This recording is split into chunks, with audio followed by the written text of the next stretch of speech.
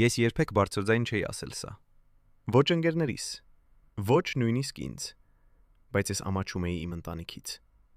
Եվ այդ ամոթը տարիներ շարունակ կամաց-կամաց քանդում էր ինձ ներսից։ Ես մեծացել եմ մի ընտանիքում, որը երբեք իդեալական չի եղել։ Մեր տունը փոքր էր,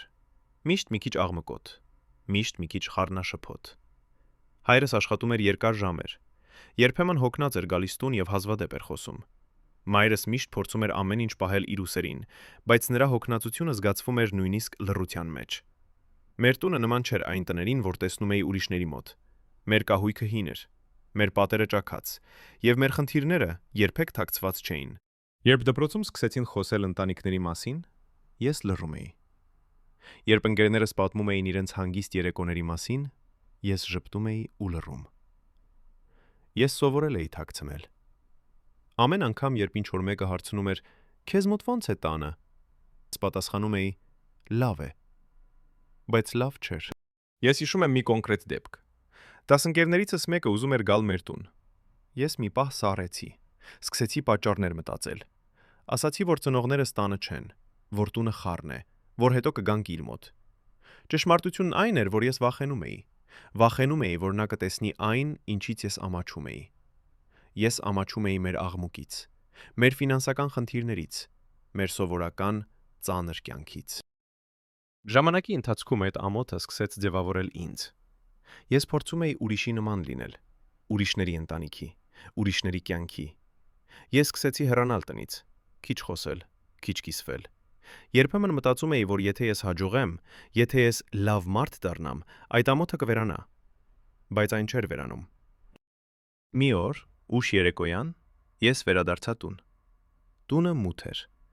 Միայն խոհանոցում լույս կար։ Մայրս նստած էր սեղանի մոտ։ Առջևում մի բաժակ թեյ։ Նա ինձ նայեց ու ասաց. «Դու շատ ես փոխվել»։ Ես չգիտեի ինչ ասել։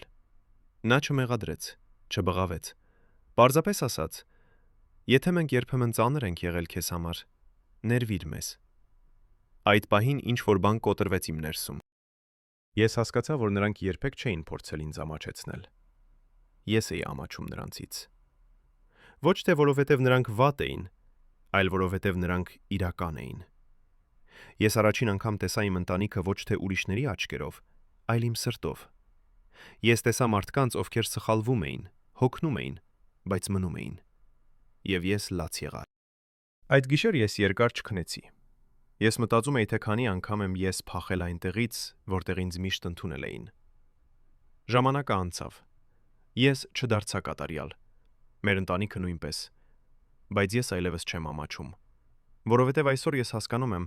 ընտանիքը այնտեղն է, որտեղ դու չպետք է ձևացնես։ Եթե դու երբևէ ամաչել ես քո ընտանիքից, իմացիր,